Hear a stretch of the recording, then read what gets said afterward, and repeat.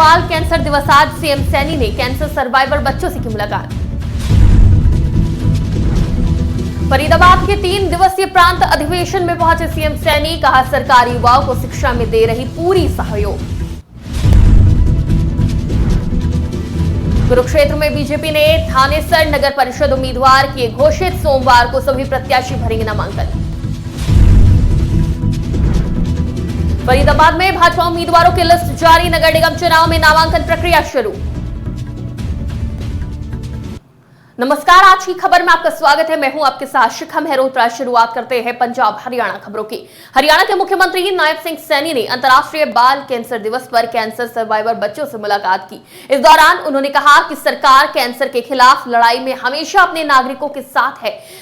लक्षणों की पहचान करके और समय पर उपचार करवाकर कैंसर पर विजय संभव है। फरीदाबाद में अखिल भारतीय विद्यार्थी परिषद हरियाणा के 56वें प्रांत अधिवेशन में मुख्यमंत्री नायब सिंह सैनी ने युवाओं को समाज और राष्ट्र निर्माण में अहम बताया। उन्होंने कहा कि सरकार युवाओं को शिक्षा, रोजगार और कौशल विकास के हर क्षेत्र में सहयोग दे रही है। नशे से बचाव और खेलों को बढ़ावा देने पर जोर दिया है और सरकार का लक्ष्य है कि हर युवा हुनरमंद और आत्मनिर्भर बने। मंच पर आने से पहले मैंने ऐसे महान राष्ट्रभक्त युवा राजा नाहर सिंह जी के जीवन पर जो यहाँ प्रदर्शनी लगी है उसको देखा भी है। मैं युवाओं पर आधारित, युवाओं को प्रेरित करने वाली इस प्रदर्शनी के आयोजन की भी मैं सराहना करता हूं, बधाई देता हूं। आप सब जानते हैं कि बल्लभगढ़ के राजा नाहर सिंह जी ने मात्र 18 साल की आयु में ही राजगद्दी संभाली थी और 36 साल की युवावस्था में देश की आजादी की लड़ाई लड़ते हुए उन्होंने अपने प्राणों का बलिदान दिया था। हम सब उस इतिहास को जानते हैं। उन्होंने 1857 के प्रथम स्वतंत्रता संग्राम में तन मन धन और क्रांतिकारियों का साथ दिया था और अंग्रेजी सेना का उन्होंने डट करके मुकाबला किया था। जनता पार्टी कुरुक्षेत्र में भाजपा ने थानेसर नगर परिषद चुनाव के लिए चेयरपर्सन समेत सभी 32 वार्डों के उम्मीदवार घोषित कर दिए हैं। सभी प्रत्याशियों ने पूर्व मंत्री सुभाष सुधा से मुलाकात कर रणनीति तय की। सुधा ने कहा कि पार्टी पूरी मजबूती से चुनाव लड़ेगी और सभी सीटें जीतेगी। सोमवार को नामांकन दाखिल होंगे जिसमें केंद्रीय या राज्य मंत्री शामिल हो सकते हैं। जनता पार्टी के मार्गदर्शन में पूरे देश के अंदर हम 10 से इलेक्शन लड़ रहे हैं। आज पूरे प्रदेशों के अंदर भारतीय जनता पार्टी की सरकार आई। तीसरी बार भी हरियाणा प्रदेश के अंदर भी भारतीय जनता पार्टी रही और भारतीय जनता पार्टी की जो नीतियाँ है, जो कहा है वो करके दिखाया। किस प्रकार से हमने कहा कि हम नौकरियाँ मेरिट पे देंगे तो मेरिट पे देने का काम किया। इसी तरह से हमने कहा सबका साथ सबका विकास लेकर हमने जिस प्रकार से कार्य किया, ये बहुत बड़ी हमने इसमें उपलब्धियाँ करी। और आज तीसरी सरकार हम जो होती है ये होती है नगर पालिकाओं, नगर परिषदों की और कॉरपोरेशन की। तीसरी सरकार भी हरियाणा प्रदेश के अंदर भारतीय जनता पार्टी की बनाने जा रहे हैं। और पहला भारतीय जनता पार्टी ने अनाउंसमेंट किया था कि हम इलेक्शन जो है अपने सिंबल पे लड़ेंगे। आज हम चेयरमैन का इलेक्शन भी और टोटल पार्षदों का इलेक्शन भी हम सिंबल पे लड़ने जा रहे हैं। और हमने टिकटें भी डिक्लेयर कर दी। आपके सामने देखिए, हमने कहा था आदरणीय हमारे बीच में हमारे बहुत ही अपना कार्य करते रहे हमारे भाई नमका अपना मलकी डांडा जी, इनकी वाइफ अपना माफी डांडा को हमने चेयरमैन की टिकट दी है यहाँ से और 100% माफी डांडा यहाँ से चेयरमैन। फरीदाबाद नगर निगम चुनाव के लिए प्रत्याशियों ने नामांकन दाखिल करना शुरू कर दिया है। अलग अलग वार्डों से उम्मीदवार चुनाव की तैयारी में जुटे हैं और जनता की सेवा और विकास को प्राथमिकता दे रहे हैं। हालांकि भाजपा के 46 प्रत्याशियों की सूची जारी होने के बावजूद अब तक किसी ने नामांकन नहीं भरा है। मैं अपने शीर्ष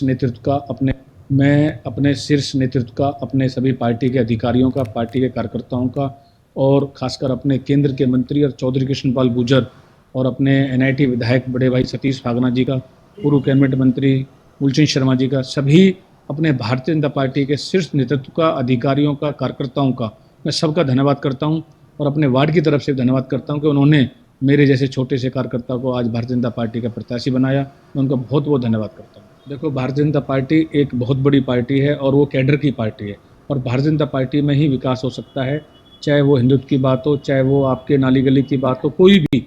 भारतीय जनता पार्टी एक ऐसे अकेली पार्टी है जिसमें 36 समाज का सभी वर्गों का ध्यान रखा जाता है।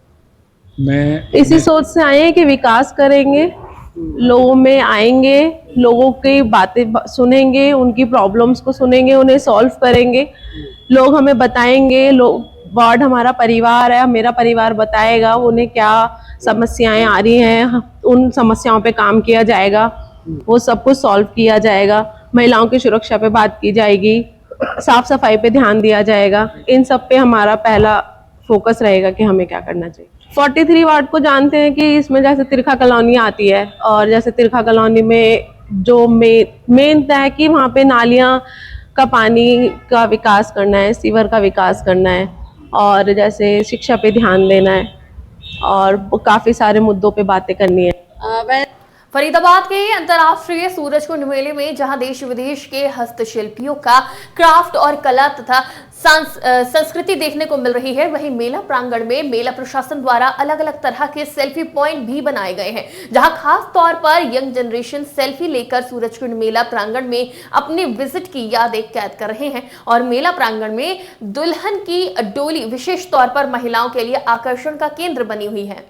बहुत एंजॉय कर रहे हैं। अभी तो हम 2 स्टेट ओडिशा और मध्य प्रदेश में घूमे हैं, तो बहुत अच्छा है। वहाँ की जो कल्चर है वो देख रहे हैं, क्योंकि हमारे लिए तो ये सब चीज़ नई है कि मतलब हम अभी तक वहाँ गए नहीं है, तो अच्छा लग रहा है, बहुत अच्छा लग रहा है। व्यवस्थाएं अच्छी हैं, जगह जगह पानी का है, टॉयलेट्स हैं, सब अच्छा है, सफाई का ध्यान रखा है। बहुत एंजॉय कर रहे हैं। अभी तो हम मैं लास्ट टाइम तो आ नहीं पाई थी, फर्स्ट टाइम है ये मेरा, मतलब इससे पहले मैंने विजिट किया है। अभी तक तो सो फार बहुत अच्छा लग रहा है, बहुत यूनिक एंटीक पीसेस भी यहाँ पे हैं, तो अभी तक तो बहुत अच्छा लग रहा है। अभी की जनरेशन को तो सबसे इम्पोर्टेंट ये होता है, हम लोग कहीं भी विजिट करते हैं कि पिक्चर्स हमारी अच्छी क्लिक हो जाए, तो सेल्फी पॉइंट्स और जो इन्होंने थीम रखे हैं स्टेट वाइज, वो भी बहुत अच्छा कॉन्सेप्ट लगा है।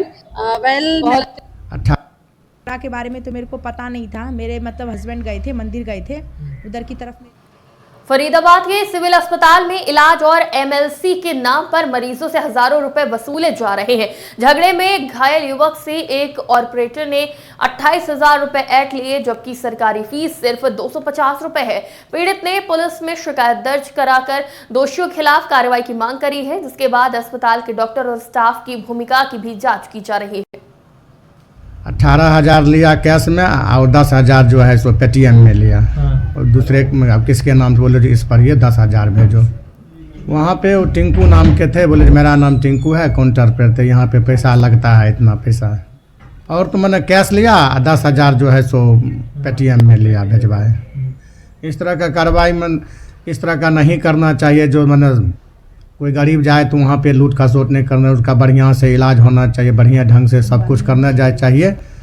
जो भी बदमाश है, क्रिमिनल है, जो उसमें पकड़ में आ जाए, नहीं करना चाहिए, सत्य पर चलना चाहिए। नहीं बोले जो तुम्हारा मैंने बढ़िया से इलाज करवाऊंगा। झगड़ा के बारे में तो मेरे को पता नहीं था, मेरे मतलब हस्बैंड गए थे, मंदिर गए थे, उधर की तरफ मेरे माँ पिताजी रहते हैं, रोड के उस पार हमारा शिव शक्ति मंदिर है।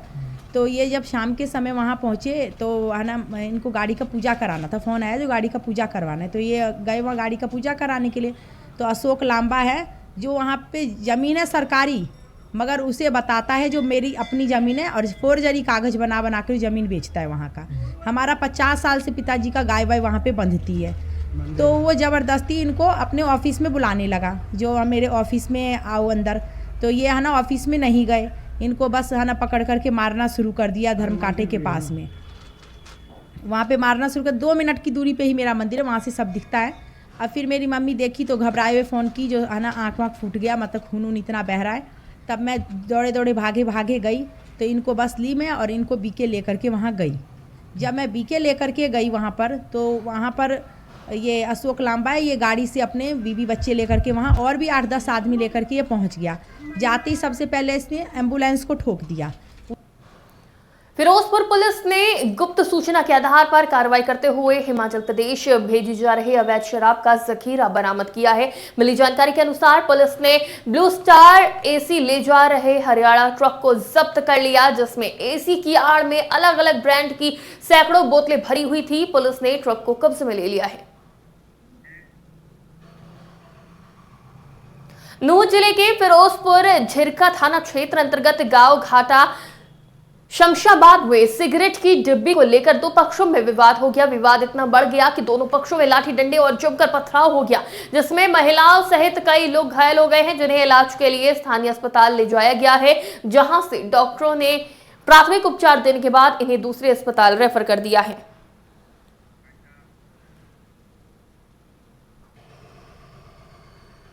पंजाब हरियाणा की खबरों में फिलहाल इतना ही। देश और दुनिया की तमाम खबरों के लिए देखते रहिए आज की खबर।